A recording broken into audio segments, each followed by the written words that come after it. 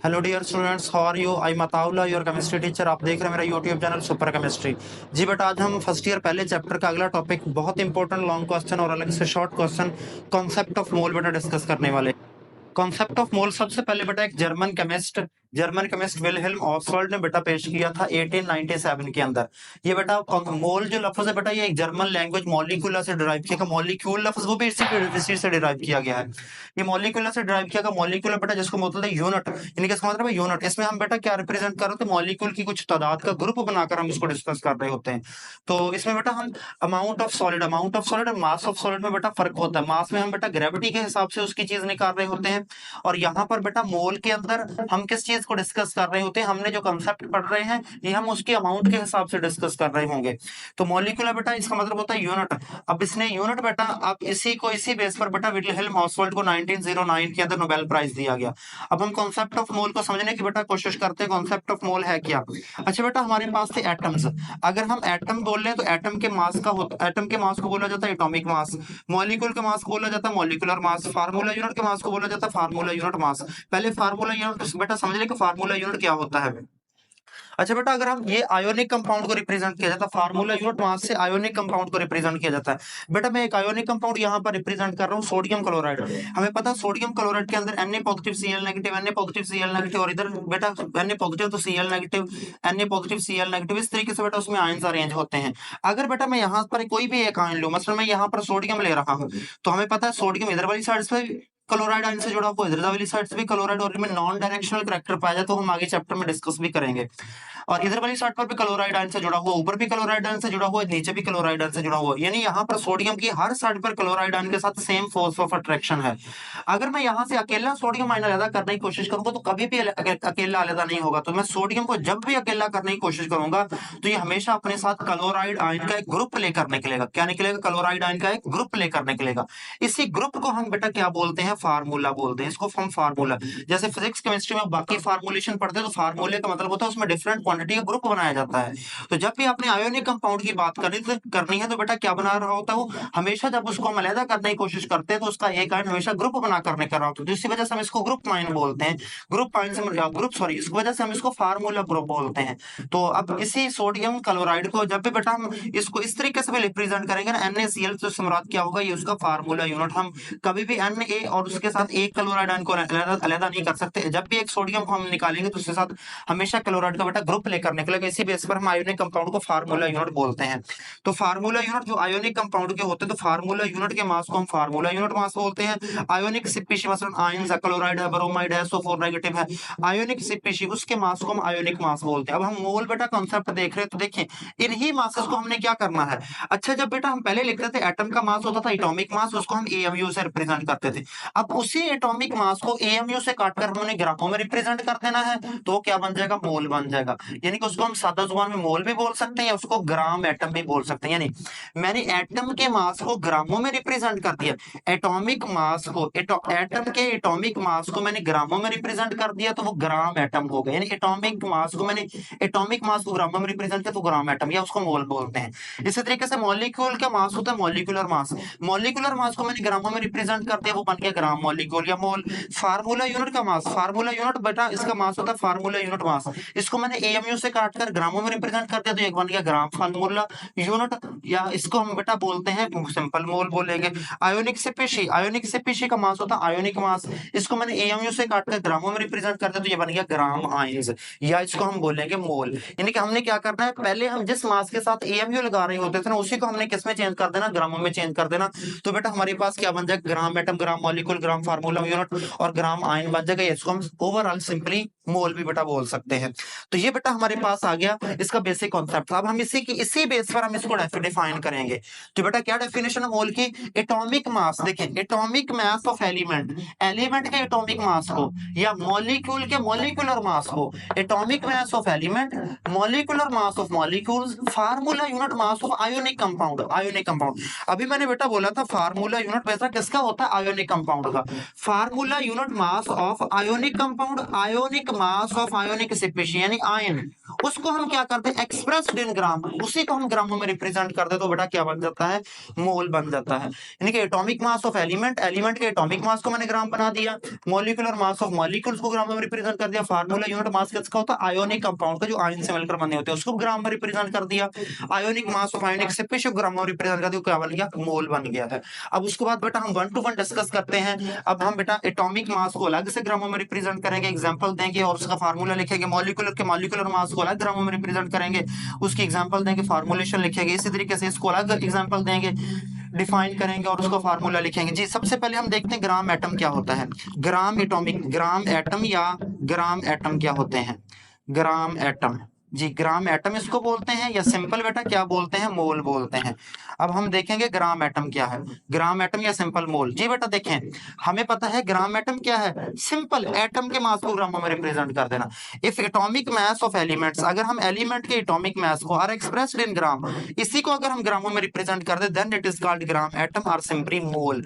ये इसको बेटा हम क्या बोलेंगे, सिंपल मोल बोलेंगे। यानी कि जो नाम है उसी के इसका, उसी को हमने क्या करता है, एटम लिखा हुआ तो एटम के एटॉमिक मास को ग्रामों में रिप्रेजेंट कर देना।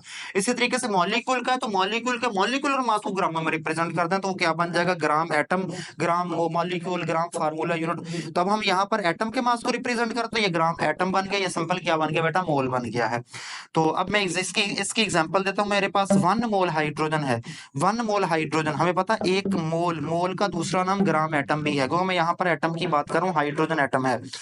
1 मोल हाइड्रोजन है, या इसको मैं बोल सकता हूँ 1 ग्राम एटम ऑफ हाइड्रोजन। मेरे पास 1 ग्राम एटम, ग्राम एटम या मोल इसको बोलते हैं, 1 मोल हाइड्रोजन या 1 ग्राम एटम ऑफ हाइड्रोजन। कितना बेटा इसका मास होता है, 1.008 एएमयू पहले मास था। अब उसी को एएमयू को बेटा मैंने काटा है, एएमयू को काट कर मैंने ग्राम लगा दिया, उसी एएमयू को काट कर मैंने ग्राम लगा दिया, तो ये क्या बन गया, हाइड्रोजन का 1 मोल बन गया।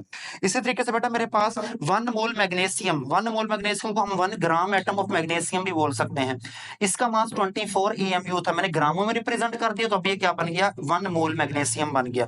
1 मोल कार्बन है बेटा, या इसको 1 ग्राम एटम ऑफ कार्बन है, कार्बन का मास 12 ग्राम एएमयू था, मैंने एएमयू काटकर ग्राम रिप्रेजेंट कर दिया, तो क्या बन गया, अब ये 1 मोल कार्बन बन गया है। अब बेटा हमने, अगर मैं आपसे सिंपली पूछ लूं कि मेरे पास 12 ग्राम कार्बन है, कितने मोल होंगे, तो आप बोलेंगे सर ये 1 मोल हो जाएगा। मैं आपसे पूछूं 15 ग्राम कार्बन है, कितने मोल होंगे, अब आपको प्रॉब्लम होगी, फार्मूले की जरूरत पड़ेगी। तो अब हम बेटा क्या करेंगे, अगर आपके पास वो सिंपल वैल्यू पूछे तो मोल निकाल सकते हैं, लेकिन इससे अलावा वैल्यू पूछ रहे हैं, मतलब 12 ग्राम कार्बन के अलावा 15 ग्राम कार्बन में मोल पूछे तो प्रॉब्लम आएगी। तो फिर हम क्या करते हैं, मोल कैसे कैलकुलेट करते हैं, नंबर ऑफ मोल्स का फार्मूला या नंबर ऑफ ग्राम एटम का फार्मूला होता है, जो मास उसने दिया है, गिवन मास इन ग्राम, ग्रामों का मास। उसने फॉर एग्जांपल पूछा था 12 ग्राम कार्बन, मैं एग्जांपल दे रहा हूं, एग्जांपल में बेटा उसने पूछा था 15 ग्राम कार्बन, इसके मोल निकालें, तो मैं क्या करूंगा, उसका दिया हुआ मास ऊपर रखूंगा और कार्बन का एटॉमिक मास 12 होता है, उससे डिवाइड कर दूंगा, तो आपके पास कार्बन के मोल निकल आएंगे। तो ये बेटा हमारे पास है। अब यहाँ पर बेटा एक बहुत इंपॉर्टेंट शॉर्ट क्वेश्चन आ जाता है, वो पूछता है magnesium is twice heavier than carbon atom, साबित करें कि मैग्नीशियम कार्बन से डबल होती है।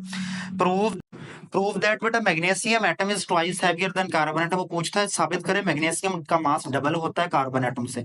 तो हम लिखेंगे 1 mole of magnesium is equal to 24 gram, 1 mole of carbon is equal to 12 gram होता है। रेशो निकाल लेंगे, mass of carbon ratio mass of magnesium, mass of carbon होता है 12, मास ऑफ मैग्नीशियम होता है 24।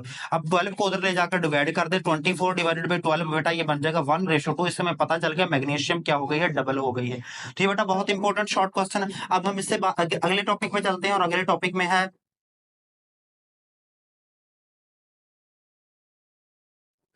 जी बेटा, उसके बाद हम देखते हैं ग्राम मॉलिक्यूल्स क्या होते हैं, ग्राम फार्मूला यूनिट्स क्या होते हैं और ग्राम आयंस क्या होते हैं। जी बेटा बहुत इंपॉर्टेंट है और बहुत आसान भी है। क्या है बेटा, ग्राम मॉलिक्यूल, नेम ही से जाहिर अपने मॉलिक्यूल के मास को ग्रामों में रिप्रेजेंट कर देना, यही डेफिनेशन बना देनी है। If molecular mass of compound या if molecular mass of molecules लिख दें तो तब भी गलत नहीं होगा।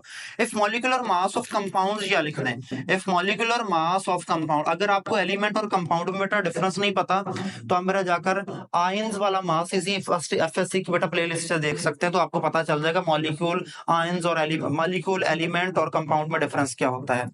If molecular mass of compound are expressed in gram, अगर हम बेटा कंपाउंड के मॉलिक्यूलर मास को, यहाँ पर हम कंपाउंड लफ्ज लिख देंगे, if molecular mass of compounds are expressed in gram, अगर हम मॉलिक्यूल के मॉलिक्यूलर मास को या कंपाउंड के मॉलिक्यूलर मास को ग्रामों में रिप्रेजेंट कर दो तो ग्राम मॉलिक्यूल बन जाएगा जी।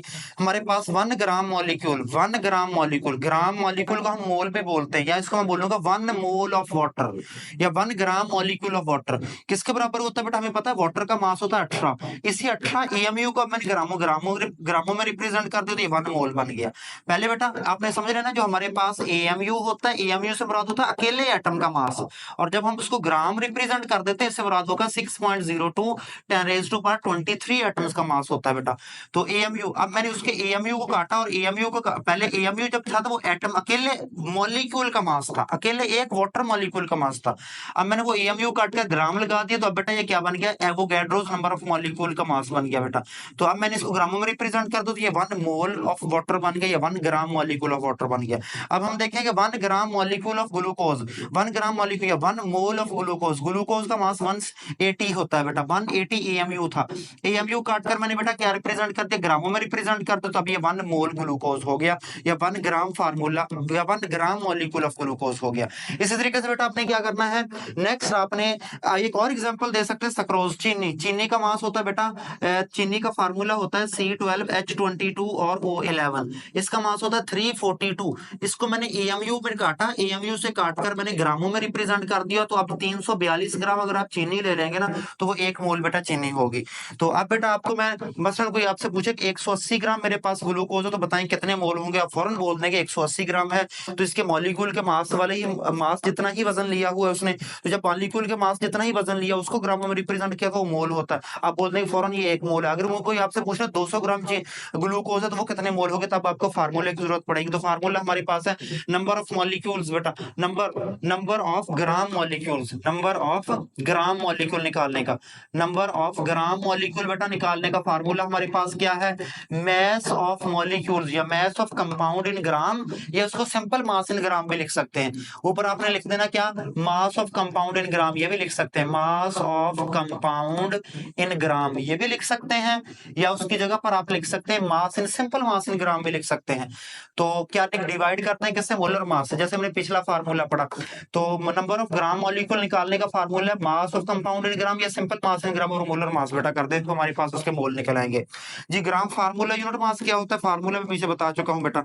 तो ग्राम फार्मूला क्या है बेटा, फार्मूला यूनिट के मास को ग्रामों में रिप्रेजेंट कर देना। और हमें पता है फार्मूला यूनिट की फॉर्म में पाए जाते हैं आयोनिक कंपाउंड, कौन पाया जाता है, आयोनिक कंपाउंड, आयोनिक कंपाउंड जो आयन से मिलकर बने होते हैं, आयोनिक कंपाउंड। तो मैं क्या करूंगा, if formula unit mass of ionic compound are expressed in gram, अगर हम formula unit mass of ionic solid के या आयोनिक कंपाउंड के मास को, आयोनिक सॉलिड बोलते हैं या कंपाउंड बोलते हैं, एक ही बात होती है।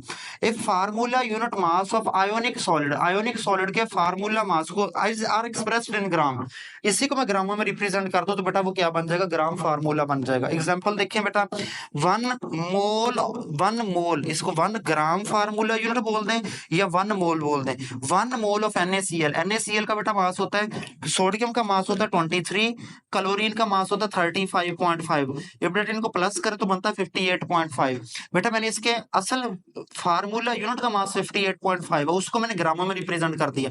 हमें पता है अगर उसी के फार्मूला यूनिट के मास को ग्रामों में रिप्रेजेंट कर दो तो 1 मोल बन जाता है। अगर आपके पास 58.5 ग्राम नमक है आपने तोला हुआ तो बेटा वो क्या होगा, 1 मोल NaCl होगा। तो मैं इसको रिप्रेजेंट करता हूँ 1 ग्राम फार्मूला या 1 मोल ऑफ NaCl बराबर होगा 58.5 ग्राम के। इसी तरीके से 1 gram formula unit, 1 gram formula unit of calcium carbonate, फर्शी पत्थर का फार्मूला है कैल्शियम कार्बोनेट, मास इसका होता है 100। अब 100 पहले एएमयू था, इसी एएमयू को काटकर मैंने ग्रामों में रिप्रेजेंट कर दिया तब ये 1 मोल कैल्शियम कार्बोनेट बन गया या 1 gram formula unit of calcium carbonate बन गया। अब अगर कोई आपसे पूछे कि मेरे पास 100 ग्राम पत्थर है बताएं कितने मोल होगा, तो आप बोलेंगे वो 1 मोल होगा। अगर कोई आपसे पूछ रहे मेरे पास 125 ग्राम पत्थर है तो क्या आप उसका फार्मूला बनाए उसका मोल निकाले, तो फिर आपको फार्मूले का सहारा लेना पड़ेगा। तो हमारे पास है नंबर ऑफ फार्मूला यूनिट, बेटा कैसे फाइंड आउट करते हैं, number of gram formula unit बेटा कैसे फाइंड आउट करते हैं।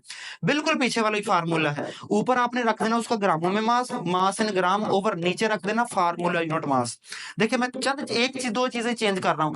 पहले हमने पढ़ा था number of atoms, sorry number of gram atom, तो ऊपर बेटा मैंने लिया था एटॉमिक मास इन ग्राम या मास ऑफ एटम्स या mass of element in gram, और नीचे लिया था बेटा मैंने एटॉमिक मास। फिर मैंने मॉलिक्यूल पढ़ा तो ऊपर लिया बेटा molecular mass of compound in gram और नीचे मॉलिक्यूलर मास। अब मैं बेटा ले रहा हूं number of gram formula unit बेटा मैंने निकाले, तो नीचे फार्मूला यूनिट मास लूंगा और ऊपर क्या लूंगा बेटा उसका मास इन ग्राम ले लूंगा। तो इसी तरीके से बेटा हमारे पास अगला हम पढ़ते हैं ग्राम आयोनिक मास। बेटा क्या होता है ग्राम आयोनिक मास? होता है अगर हम आयंस के मास को, आयन का मास होता है बेटा ionic mass of ionic species, यानी कि आयनिक मास, आयन का बात तो होता है ना बेटा, आयोनिक स्पीशीज का मास आयोनिक मास होता है। इफ आयोनिक मास किसका, आयनिक स्पीशीज का, एक्सप्रेस्ड इन ग्राम, इसको मैं ग्रामों में रिप्रेजेंट कर दूं तो बेटा क्या बन जाएगा, ग्राम आयंस बन जाएगा। अब हम इसकी एग्जांपल देंगे। फॉर एग्जांपल बेटा मेरे पास 1 gram ions of hydroxyl group, ये हाइड्रोक्सिल ग्रुप बेटा OH नेगेटिव, कितना मास होता है ऑक्सीजन का 16, इसका बेटा मास होता है 1, तो 17 ग्राम, यानी कि इसका मास बेटा कितना था, इसका मास था 617 AMU था। उसी AMU को काट कर बेटा मैंने ग्रामों में रिप्रेजेंट कर दिया, तो बेटा क्या बन गया, ये भी 1 मोल 1 ग्राम आयन या 1 मोल हाइड्रोक्सिल आयन बेटा हमारे पास बन गया। इसी तरीके से आप सल्फेट आयन का मास निकाल सकते हैं, मसलन बेटा 1 gram ion, 1 gram ions of SO4 negative 2, हमें पता है SO4 नेगेटिव 2 सल्फर का मास होता है 32, 4 ऑक्सीजन का 64, बेटा बन जाएगा 96। अब बेटा इसका मास कितना था, 96 AMU था, मैंने इसको ग्रामों में रिप्रेजेंट कर दिया, अब ये बन गया 1 मोल आयन बन गया या 1 ग्राम एटम ऑफ सल्फेट बेटा बन गया। इसी तरीके से हमारे पास और भी आप बेशुमार आयंस का बेटा फाइंड आउट कर सकते हैं। अगर आपने बेटा क्या करना है, अब फार्मूला बनाना, तो फार्मूला बिल्कुल इसका यही होगा, इधर आ जाएगा number of gram atom, number of gram ions, number of gram ions, ऊपर आ जाएगा बेटा मास ऑफ आयंस इन ग्राम, नीचे आ जाएगा बेटा आयोनिक मास। ये बेटा हमारा टॉपिक है, बहुत इंपॉर्टेंट टॉपिक है, आपने अच्छे तरीके से इसको कवर करना है।